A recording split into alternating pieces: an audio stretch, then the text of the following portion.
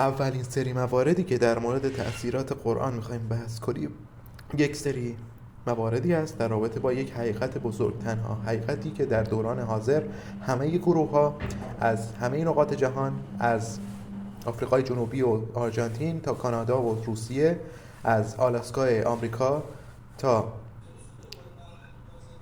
ژاپن، از نیوزلند تا شیلی، همه کشورها قبول دارن، همه جوامع، همه ادیان، همه گروه ها قبول دارنش. اون هم چیزی نیست جز دانش و علم و اطلاعات و در اصطلاح انگلیسی ساینس، که این داستان بر اساس این هست که انسان‌ها در دوران جدید بر اساس دانش پیشرفت کردن.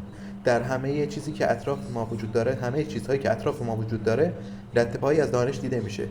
همه چیزی که ما پیشرفت کردیم، همه تمدن‌های فعلی، همه شهرهای فعلی از دانش و رشد علمی جدید سرچشمه گرفتن.